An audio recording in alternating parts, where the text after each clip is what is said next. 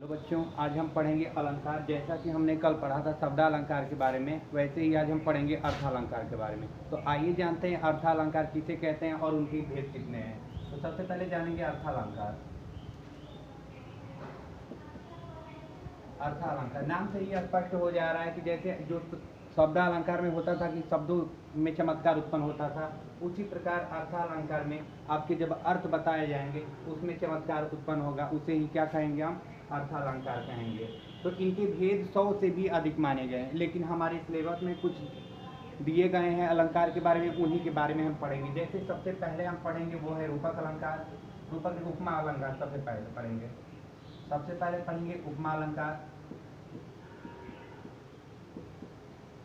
दूसरे नंबर पे पढ़ेंगे हम रूपक अलंकार, रूपक अलंकार। तीसरा जो है हमारा है उत्प्रेक्षा अलंकार, उत्प्रेक्षा अलंकार। और चौथा जो है हमारा है भ्रांतिमान अलंकार, भ्रांतिमान अलंकार। और पांचवा जो है वो है संदेह अलंकार, संदेह अलंकार। अर्थालंकार में हमें सिर्फ 5 ही अलंकार को पढ़ना है। जैसे कि हमने शब्दालंकार में पढ़ा था, 3 उसमें पढ़ना था, अनुप्रास अलंकार, यमक अलंकार और श्लेष अलंकार। उसी प्रकार हमें अर्थालंकार में 5 अलंकारों का अध्ययन करना है, जिसमें पहला उपमा अलंकार है, दूसरा रूपक अलंकार, तीसरा उत्प्रेक्षा अलंकार, चौथा भ्रांतिमान अलंकार और पांचवा जो है वो है संदेह अलंकार। तो सबसे पहले हम अध्ययन करेंगे उपमा अलंकार के बारे में। तो आइए जानते हैं उपमा अलंकार कहते किसे हैं।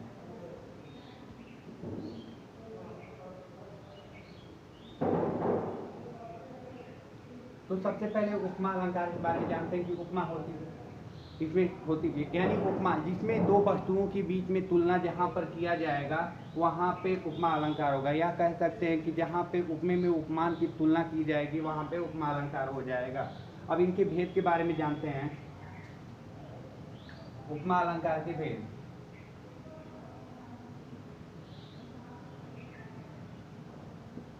उपमा अलंकार के भेद जानते हैं। सबसे पहला जो है वो है उपमेय, दूसरा जो है वो है उपमान, तीसरा जो है वो है समान धर्म, और चौथा जो है आपका वो है वाचक शब्द, वाचक शब्द। अब इसको जानने की जरूरत है। जब उपमा अलंकार को हम समझेंगे तो सबसे पहले उपमा अलंकार के अंगों को समझना जरूरी हो जाता है। जैसे सबसे पहले हम बात करते हैं उपमे की। तो उपमे में जिसकी उपमा दी जाती है उसको क्या कहते हैं, उपमेय अलंकार। जिसकी उपमा दी जाए,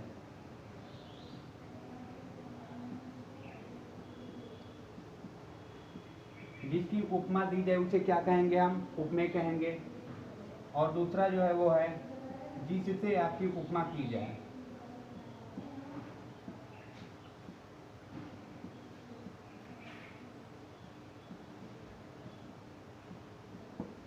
उपमेय में आपका हो गया जिससे उपमा दी जाए, और उपमान का अर्थ हुआ जिससे उपमा की जाए।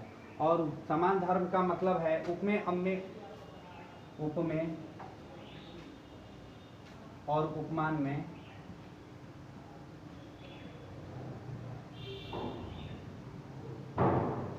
समानता रखने वाले,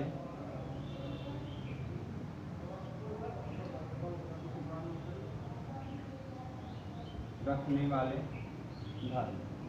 जैसा कि हम देख सकते हैं उपमेय में जिसकी उपमा दी जाएगी, उपमान में जिससे उपमा की जाएगी, और समान धर्म में क्या है, उपमेय और उपमान में समानता रखने वाले धर्मों की बात की जाएगी। और वाचक शब्द में क्या है, उपमेय और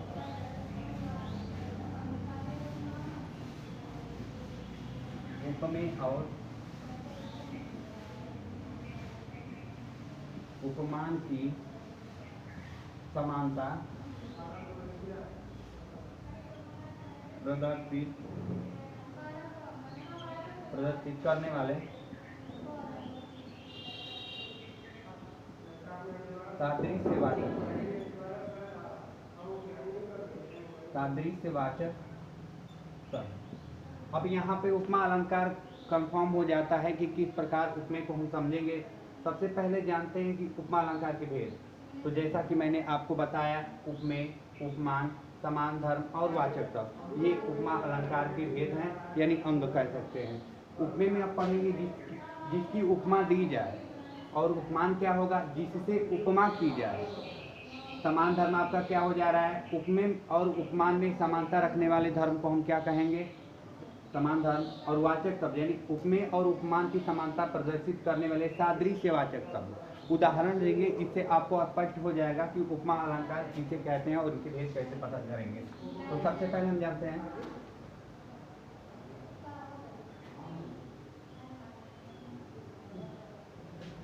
अब उपमा अलंकार के उदाहरण से स्पष्ट हो जाएगा।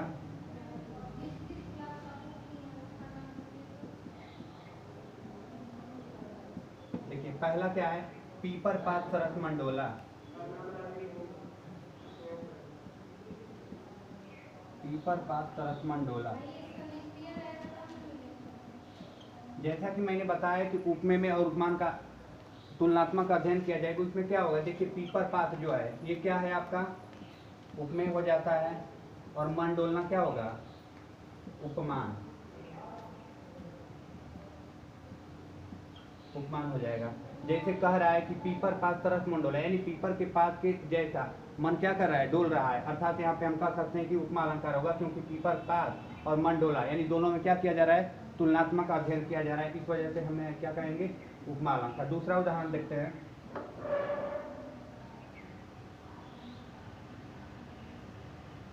हरिपद कोमल, हरिपद कोमल कमलता। अब यहाँ पर भी आप देख सकते हैं कि तुलनात्मक अध्ययन हो रहा है। उपमा का अर्थ ही होता है कि जो उपमेय और उपमान में तुलनात्मक अध्ययन हो, उसे ही हम क्या कहेंगे, उपमा अलंकार। तो यहाँ पे देख रहे हैं कि हरिपद यानी हरि का पैर की तुलना किससे की जा रही है, कमल सा, यानी हरि का पैर कैसा है, कमल सा, यानी तुलना किया जा रहा है। यहाँ पे जहाँ पर भी तुलना किया जाएगा दो वस्तुओं और दो व्यक्तियों के बीच में, वहाँ पे उपमा अलंकार हो जाएगा। तीसरा उदाहरण देते हैं, उससे स्पष्ट आपको हो जाएगा। कोमल कलाइयाँ, कमल सुमंसी, कमल सुमंसी। एक और दे देते हैं, नयन मृग नयन से, नयन मृग नयन से सुंदर। अब यहाँ पर भी आप देख सकते हैं कि दिया है, तीसरा उदाहरण जो दिया है, कोमल कलाइयाँ कमल सुमंसी। सुमन का अभिप्राय हो जाता है पुष्प, यानी फूल से हो जाता है। तो यहाँ पे आप देख सकते हैं कमल, कोमल कलाइयाँ यानी नाजुक कलाइयाँ की जो बात कर रहा है, किससे तुलना की जा रही है, यानी कमल की फूल के साथ तुलना किया जा रहा है। यहाँ पर भी आप देख सकते हैं तुलना हो रहा है, जैसा कि ऊपर था हरि का पैर कोमल कमल का, यानी कमल के साथ तुलना किया जा रहा है। हरि का पैर जो कोमल कमल के साथ तुलना किया जा रहा था, यहाँ पे कोमल कलाइयाँ किससे की जा रही है, सुमन यानी कमल के फूल के साथ तुलना की जा रही है।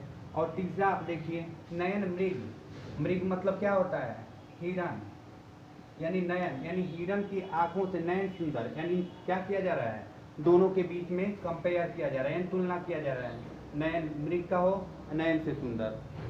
तो यहाँ पे आप देख सकते हैं कि जहाँ पे भी तुलना किया जाएगा वहाँ पे हमारा क्या हो जाएगा, उपमा अलंकार हो जाएगा। अब उपमा अलंकार का हम भेद के अध्ययन करते चलेंगे कि उपमा अलंकार के कितने भेद होते हैं, ठीक है। तो वो तो अंग था आपका जो हमने बताया, उपमा अलंकार का जो उपमेय, उपमान, वाचक शब्द और समान धर्म जो था वो अंग था। अब इसके भेद के बारे में बात करते हैं, तो इसके भेद दो हो जाते हैं।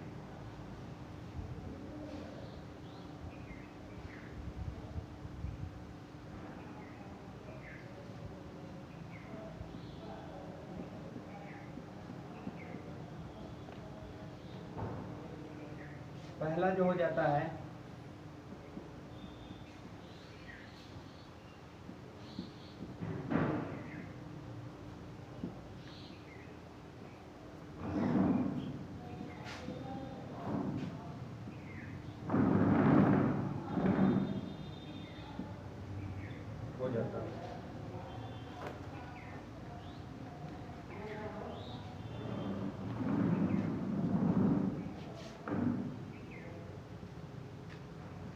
दो भेद माने जाते हैं। जैसे इसमें पूर्वोपमा का मतलब है कि कोई भी वाचक शब्द है, चाहे समान धर्म है, चाहे वाचक शब्द है, चाहे उपमेय या उपमान, कोई भी क्या है उसके चारों अंग मौजूद जहाँ पर रहेंगे वहाँ पे क्या हो जाएगा पूर्वोपमा अलंकार। और जहाँ पे लुपोत्मा का मतलब है यानी चारों जो अंग हैं यानी उपमेय, उपमान, वाचक शब्द या साधारण शब्द, उनमें से अगर कोई भी एक नहीं रहता है वहाँ पर क्या हो जाएगा लुप्त उपमा अलंकार। तो उदाहरण से हम स्पष्ट करते हैं, जैसे मुख चंद्रमा के समान है।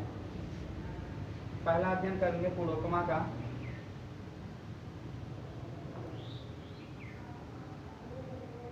पहला जो हम अध्ययन करेंगे वो है पूर्वोपमा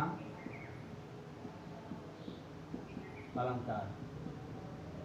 जैसा कि मैंने बताया पूर्वोपमा अलंकार में क्या होगा कि उपमा के चारों अंग मौजूद रहेंगे, जैसे उपमेय, उपमान, साधारण धर्म और वाचक शब्द। जो भी रहेगा उसे क्या कहेंगे हम पूर्वोपमा कहेंगे। उदाहरण से देखिए स्पष्ट हो जाएगा। देखिए मुख चंद्रमा, मुख चंद्रमा के समान है।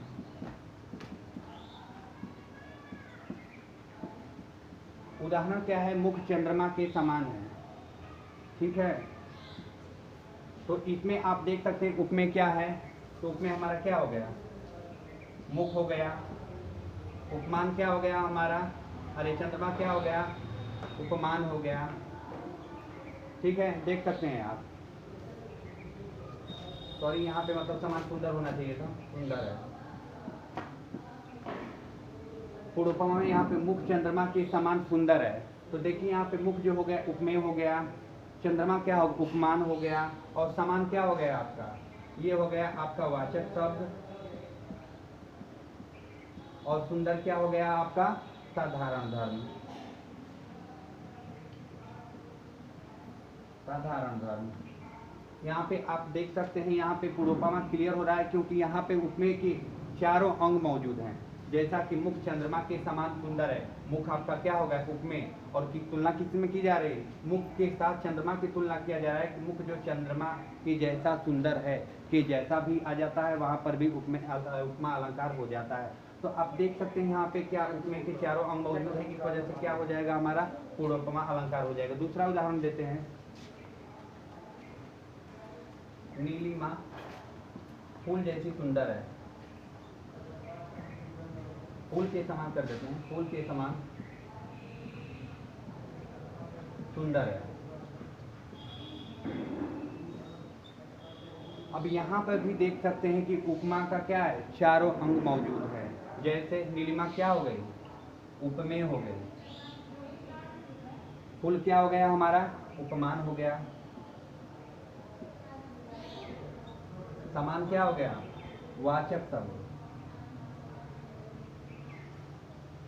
और सुंदर क्या हो गया आपका साधारण धर्म।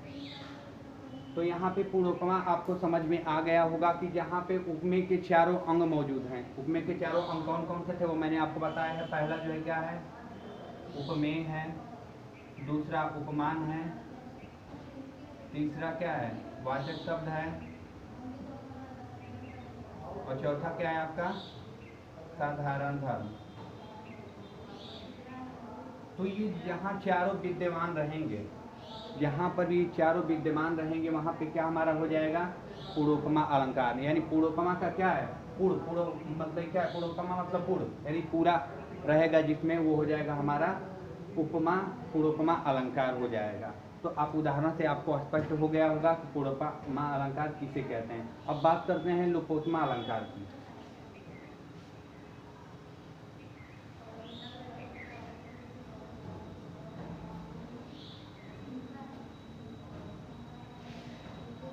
अब बात करते हैं क्या लुपोत्मा अलंकार।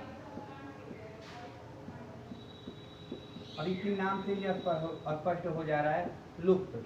लुप्त मतलब क्या है छिपा हुआ या हट गया होगा, उसी को क्या कहेंगे हम लुप्त कहेंगे। इसलिए इसको क्या कहा जाएगा, यानी यहाँ पे परिभाषा इसका ये हो जाएगा कि जहाँ पे उपमेय के चारों अंग में से कोई अंग अगर नहीं रहता है वो क्या हो जाएगा हमारा लुपोत्मा अलंकार हो जाएगा। देखिए अभी हम पहले चारों अंग लिख देते हैं, उपमेय, उपमान, वाचक शब्द और साधारण धर्म।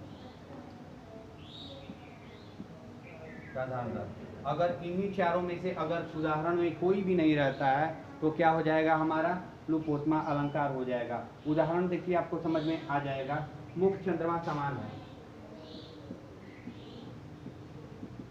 मुख चंद्रमा समान है। अभी यहाँ पे देख सकते हैं मुख क्या हुआ आपका, मुख क्या हो गया, उपमेय हो गया, चंद्रमा क्या हो गया, उपमान हो गया। अब यहाँ पे देखते हैं समान क्या हो गया, यहाँ पे आपका ये हो गया वाचक शब्द। यहाँ पे क्या हुआ, उपमेय का क्या क्या बोलते हैं, अरे उपमा अलंकार का सिर्फ 3 ही अंग विद्यमान है, इस वजह से क्या हो जाएगा हमारा लुपोत्मा अलंकार हो जाएगा। यहाँ पे अगर ये रहता मुख चंद्रमा समान सुंदर है तो सुंदर हमारा क्या आ जाता, साधारण धर्म आ जाता। तो यानी कोई भी अंग अगर एक नहीं रहता है, या ये कह सकते हैं कि मुख चंद्रमा है,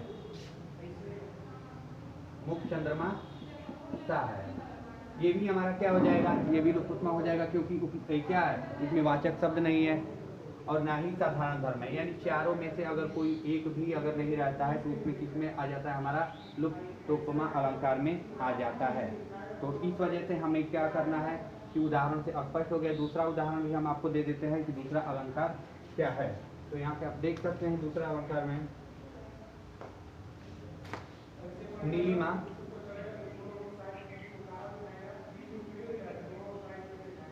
फूल सी है, नीलिमा फूल सी है। यहाँ पे आप देख सकते हैं नीलिमा क्या है, उपमेय हो गई, फूल हमारा क्या हो गया, उपमान हो गया। यहाँ पे ना ही क्या बोलते हैं वाचक शब्द है और ना ही यहाँ पे साधारण धर्म है, इस वजह से क्या हो जाएगा हमारा लुप्तोपमा अलंकार हो जाएगा। यहाँ पर भी यानी चारों उपमेय के चारों अंग में से अगर कोई भी अंग विद्यमान नहीं रहता है, वहाँ पर हमारा हो जाता है क्या, लुपोत्मा अलंकार हो जाता है। इस वजह से इसको ध्यान देना है। और आगे हम पढ़ेंगे, वो पढ़ेंगे क्या, रूपक अलंकार के बारे में अध्ययन करेंगे। यानी उपमा अलंकार पढ़ लिए और उपमा अलंकार के भेद हो गए, और पढ़ेंगे हम रूपक अलंकार।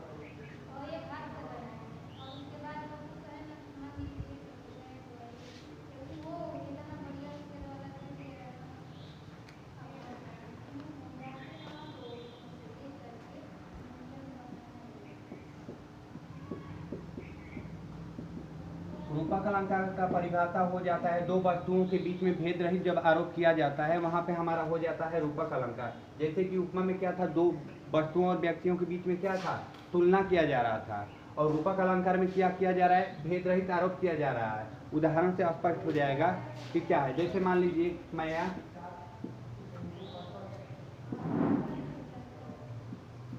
मुझे चंद्र खिलौना चाहिए। अब यहाँ पे देख रहे हैं कि मैया मुझे चंद्र खिलौना, यानी क्या करे, चंदा को क्या कर रहा है, चंद्र जो है उसको क्या कर रहा है, खिलौना के साथ क्या कर रहा है, भेद रहित आरोप कर दिया जा रहा है, यानी चंद्र को खिलौना बना दिया जा रहा है। तो इस वजह से हमारा क्या हो जा रहा है, यहाँ पे रूपक अलंकार हो जा रहा है। जैसे कि हमने बताया कि रूपक अलंकार में दो व्यक्ति वस्तुओं के बीच में जब भेद रहित आरोप होगा, वहाँ पे हमारा हो जाएगा रूपक अलंकार हो जाएगा। और एक बात इसमें है, उपमेय और उपमान में योजक चिन्ह छिपा रहता है। अब इसमें देख सकते हैं इसमें योजक चिन्ह है। अब अगर बात करेंगे तो ये क्या है, चंद्र क्या है हमारा, उपमेय है, और खिलौना क्या है, उपमान है। यानी स्पष्ट हो जा रहा है कि जहाँ पर भेद रहित आरोप किया जाएगा वहाँ पर हमारा हो जाएगा रूपक अलंकार हो जाएगा। तो क्या किसे भेद रहित आरोप किया है, यानी चंद्र को खिलौने के साथ क्या आरोप कर दिया जा रहा है कि चंद्र क्या है, खिलौना है। यहाँ पे स्पष्ट हो जा रहा है। एक और उदाहरण देते हैं, बहुत प्रश्न चिन्हों में उठी है भाग्य सागर की हिलोरे। प्रश्न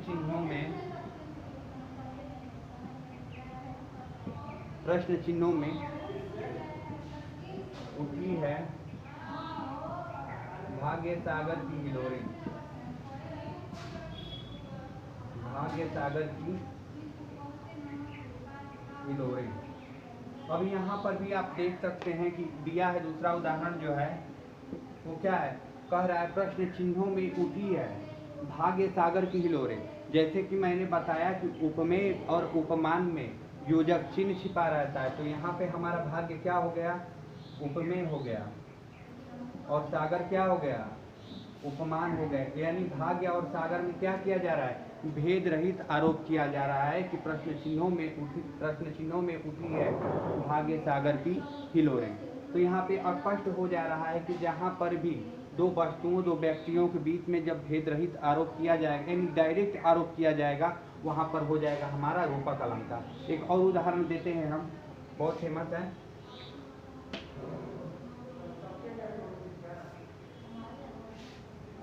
बीती विभावरी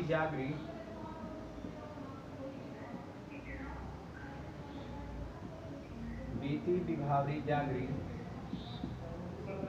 अंबर पंघट में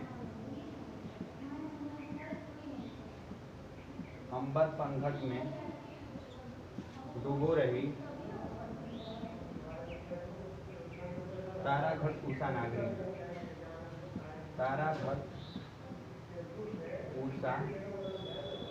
नागरी। अब यहाँ पे देख सकते हैं कि कह रहा है कि बीती विभावरी जागरी अंबर पंघट में डुबो रही उषा घट तारा नागरी। ये जयशंकर प्रसाद की, ये भी नोट कर लीजिएगा, जयशंकर प्रसाद। तो यहाँ पे जैसे कि मैंने बताया कि दो व्यक्ति दो वस्तुओं के बीच में जब भेद रहित आरोप होगा, यहाँ पे देख सकते हैं अंबर में किसका भेद रहित आरोप हो रहा है, पंघट का। और जैसा कि मैंने बताया कि उपमेय और उपमान में योजक चिन्ह छिपा रहेगा, तो यहाँ पे आप देख सकते हैं अंबर और पंघट में योजक चिन्ह है, तो यहाँ पे तुलना क्या किया जा रहा है, भेद रहित आरोप किया जा रहा है। उसी प्रकार आप देखते हैं तारा, यानी तारों में घटा, अरे घट करे तारा घट, यानी तारों में घटा का क्या करा, भेद रहित आरोप किया जा रहा है। यहाँ पर भी आप देख सकते हैं योजक चिन्ह छुपा है, यानी तारा हमारा क्या हो जाएगा, उपमेय हो जाएगा, और घट क्या हो जाएगा, उपमान हो जाएगा।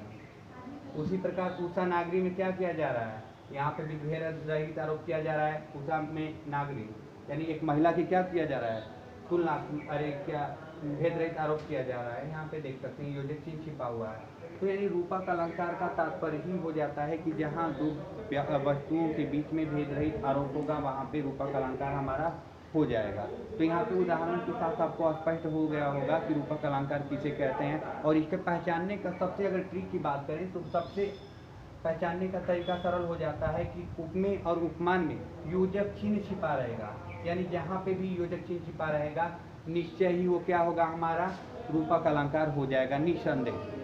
चलिए अब बात करते हैं उत्प्रेक्षा अलंकार।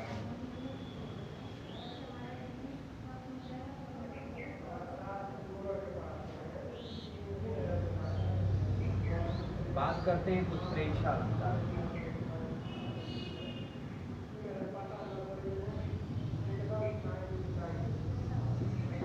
जैसा कि हमने पढ़ा, उपमा अलंकार में दो वस्तुओं के बीच में तुलना किया जाएगा। रूपक अलंकार में हमने पढ़ा कि दो वस्तुओं के बीच में भेद रहित यानी आरोप किया जाएगा। और उत्प्रेक्षा में कहेंगे कि दो वस्तुओं के बीच में संभावना किया जाएगा, यानी दो व्यक्तियों के बीच में क्या किया जाएगा, वस्तुओं के बीच में संभावना किया जाएगा। उदाहरण से स्पष्ट हो जाएगा आपको, जैसे उदाहरण लिख रहे हैं सोहत, एक सिंपल उदाहरण दे देते हैं, सबसे अच्छा है। उस काल मारी क्रोध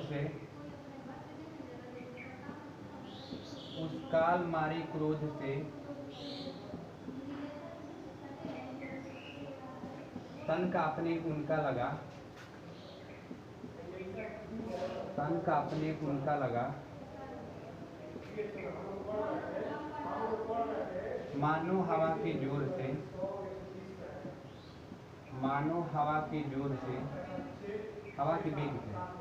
हवा के वेग से सोता हुआ सागर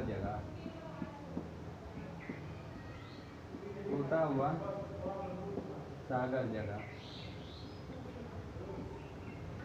अब यहाँ पे देख सकते हैं कि जैसे कि मैंने बताया उत्प्रेक्षा अलंकार में क्या किया जाएगा, दो वस्तुओं के बीच में संभावना की जाएगी, दो वस्तुओं के बीच में संभावना की जाएगी। और इसमें मुख्य बात ये है कि ये शब्द जरूर आएंगे,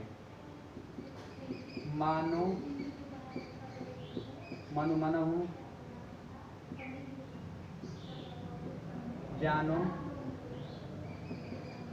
जनु,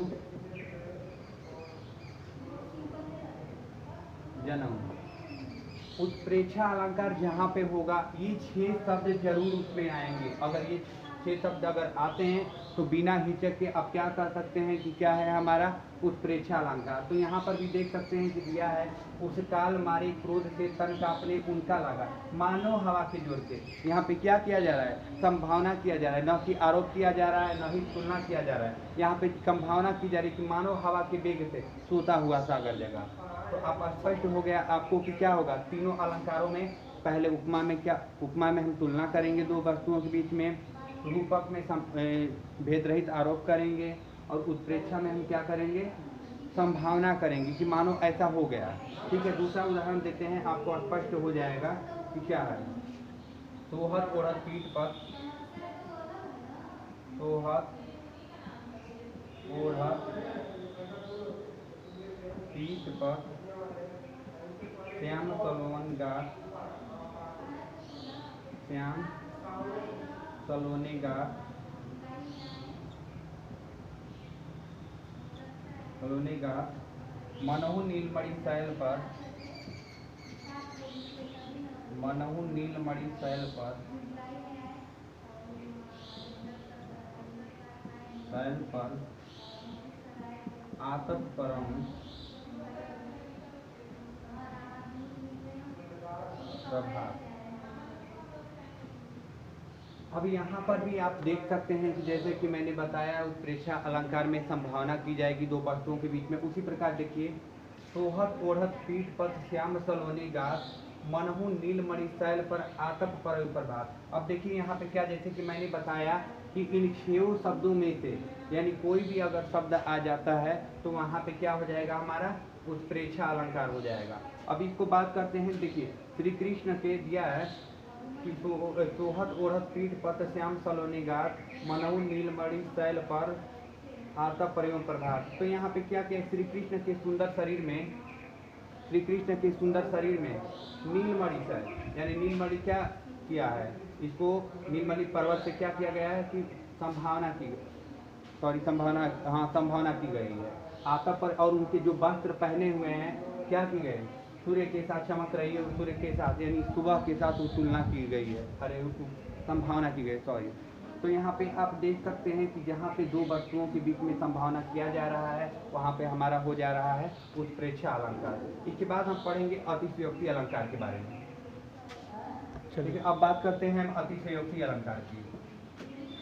करेंगे अतिशयोक्ति अलंकार की। अतिशयोक्ति का मतलब ये होता है किसी भी बातों को बढ़ा चढ़ा के कहना, यानी इतनी किसी वस्तु की इतनी अधिक प्रशंसा कर देना कि लोक मर्यादा का अतिक्रमण हो जाए, उसे ही हम क्या कहेंगे, अतिशयोक्ति अलंकार कहेंगे। उदाहरण के तौर पे हम स्पष्ट करना चाहेंगे। सबसे पहले एक छोटा उदाहरण है कि राड़ा की पुतली घूमती नहीं थी तब तक खेतक मुड़ जाता था। अब यहाँ पे क्या कहना चाह रहा है, यानी अतिशयोक्ति यानी बढ़ा चढ़ा के बहुत बातें करने की कोशिश की जा रही है, उसे ही हम क्या कहेंगे, अतिशयोक्ति अलंकार कहेंगे। उदाहरण के तौर पे देख सकते हैं,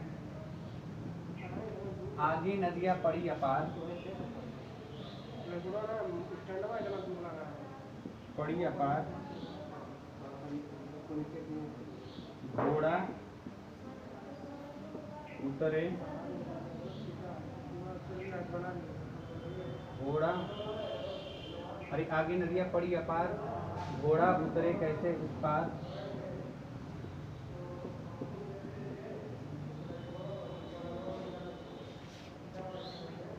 यहाँ पे देख सकते दिया है, आगे नदियां पड़ी अपार, घोड़ा, घोड़ा उतरे कैसे उस पार, राणा ने सोचा इस पार, सोचा इस पार, इस पार, तब तक घोड़ा था उस पार।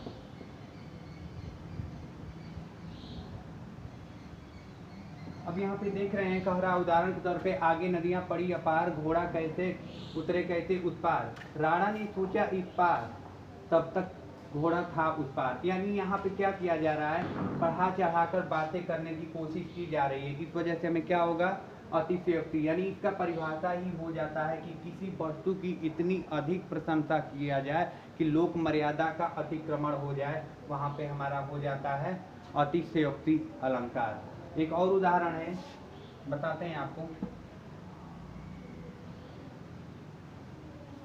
हनुमान की पूंछ में लगन न पाई आग,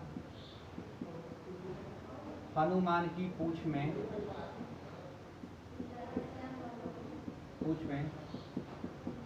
लगन न पाई आग, लगन न पाई आग, लंका सिगरो जल गया, लंका सिगरो जल गया, गए निशाचर भाग,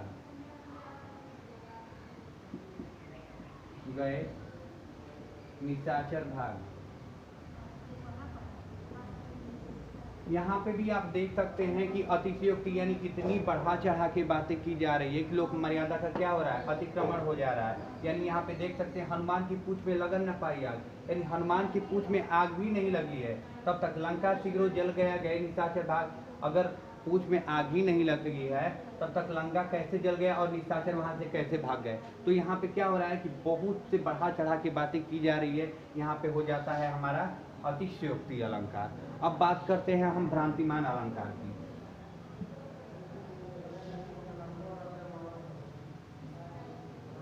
भ्रांतिमान अलंकार की बात करते हैं। भ्रांतिमान अलंकार परिभाषा हम परिभाषा इसका होगा कि दो वस्तुओं के बीच में इतना अधिक समानता मिल जाए कि वहाँ पे भ्रम उत्पन्न हो जाए, उसे ही हम क्या कहेंगे, भ्रांतिमान अलंकार कहेंगे। जैसे हमने रस्सी को सांप समझ लिया या सांप को रस्सी समझ लिया, यानी दोनों में इतनी समानता पाई जाए कि वहाँ पे हमारा क्या भ्रम उत्पन्न हो जाए, तो हमारा वहाँ पे क्या हो जाएगा, भ्रांतिमान अलंकार हो जाएगा। देखिए उदाहरण हम देते हैं, स्पष्ट हो जाएगा। किंतु कुसुमन जानकर, किंतु कुसुमन जानकर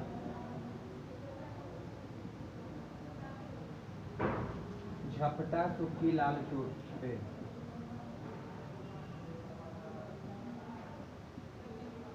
सुखी लाल चोट पर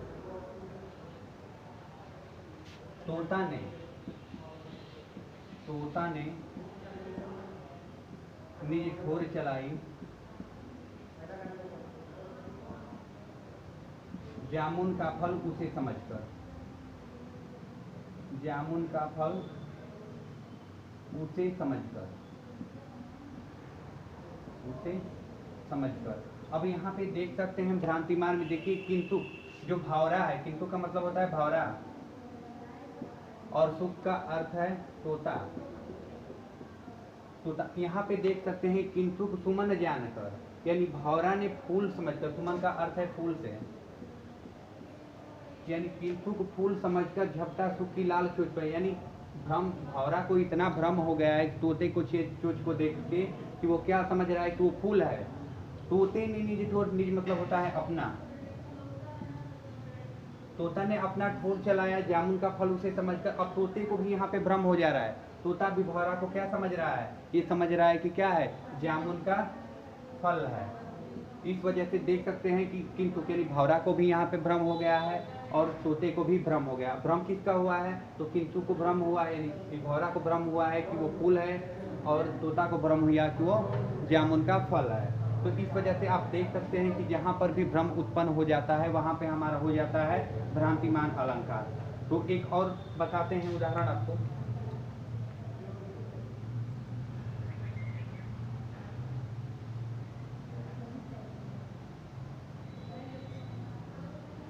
मुन्ना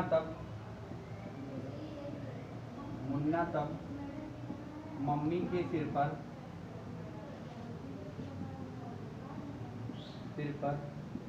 देख देख दो चोटी,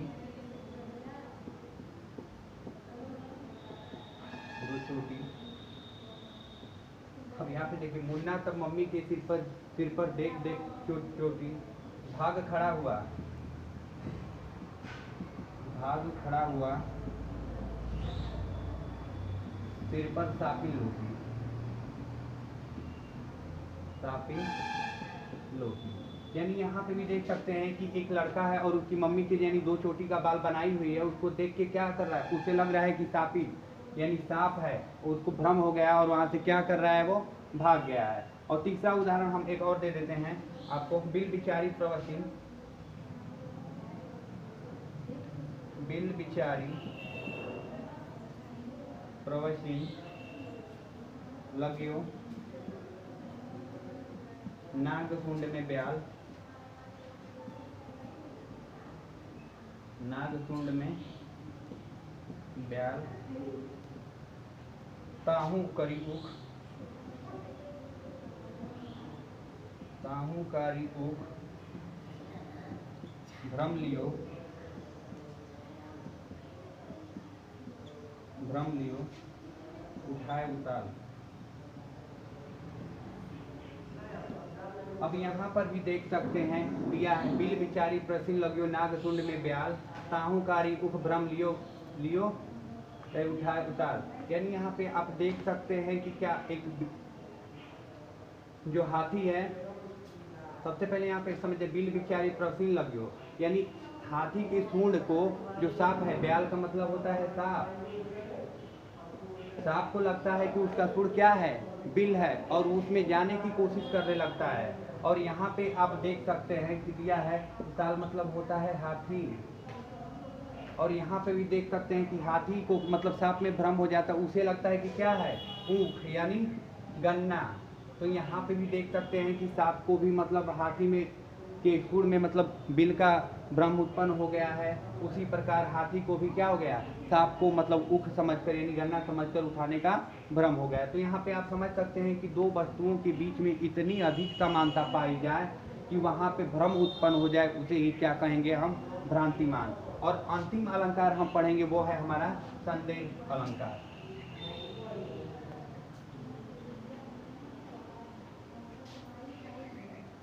जो अंतिम अलंकार वो हमारा है संदेह अलंकार, संदेह अलंकार।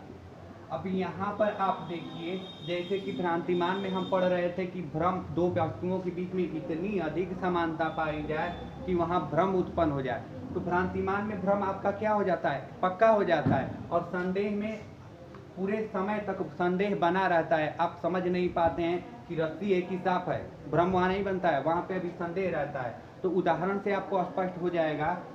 सबसे उदाहरण अच्छा है वो है सारी, सारी बिचनारी है कि,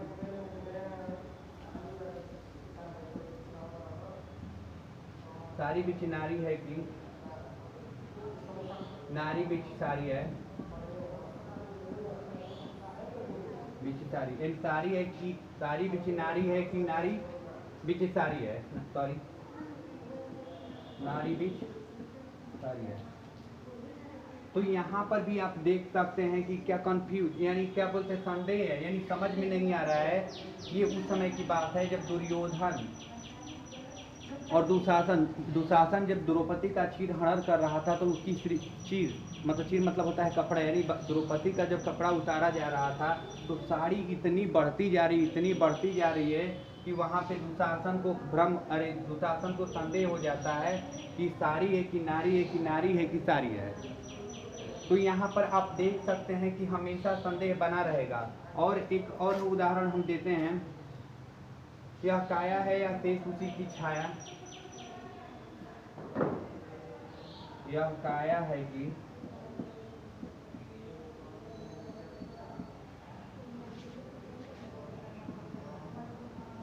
शेष उसी की, क्षण भर उनको कुछ समझ नहीं आया।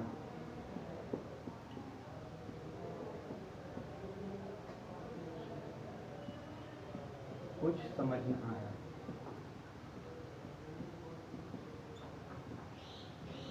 तो यहाँ पर आप देख सकते हैं, यह उस समय की बात है जब श्री रामचंद्र वन में थे और वहाँ पे शूर्पणखा आती है, तो उसका मतलब रूप मतलब इतना सुंदर बनाई रहती है, तो यानी लक्ष्मण जब उसकी सुंदर रूप को देखते हैं, इसके बाद तुरंत वो राक्षसी रूप में आ जाती है, तो वो उनको क्या हो जाता है, संदेह हो जाता है, यह काया है या तेज उसी की छाया। क्षण भर उनको कुछ समझ नहीं आया, यानी वो क्या कर रहे हैं, संदेह में है कि आखिर ये है कौन, ये राक्षसी है कि इतनी सुंदर कोई वन देवी है। तो यहाँ पर भी लक्ष्मण को क्या हो जाता है, लक्ष्मण को भी यहाँ पर संदेह हो जाता है। यानी संदेह, अलंकार और भ्रांतिमान में बस कुछ समानताएं हैं, वो हम आपको बता देते हैं। भ्रांतिमान में क्या होगा आपका, और संदेह में यहाँ पर देखिए भ्रम, यहाँ पे क्या है कि भ्रम हो जाएगा, यहाँ पे भ्रम पक्का हो जाएगा। जैसे मैंने बताया सांप है कि रस्सी है, तो यहाँ पे भ्रम हो जाएगा और उसको मान बैठेगा, और वो मतलब भ्रम क्या होता है, पक्का हो जाता है, यानी है, यानी रस्सी नहीं था वो सांप ही था, यहाँ वहाँ पे क्या हो जाएगा, भ्रम हो जाए। और संदेह में यानी भ्रम बना रहेगा कि रस्सी था कि सांप था, यानी उसको कुछ समझ नहीं आ रहा है, वो बता नहीं पा रहा है कि रस्सी था कि सांप था, या सांप था कि रस्सी था। लेकिन यहाँ पे क्या है, उसको भ्रम हो गया है, रस्सी को ही क्या कर रहा है, सांप समझ लिया है। तो हम लोग ने क्या किया, शब्दालंकार पढ़ लिया, अर्थालंकार भी पढ़ लिया। तो उम्मीद है आपको समझ में आया होगा, अगर कुछ समझ में नहीं आया आप प्रश्न पूछ सकते हैं। धन्यवाद।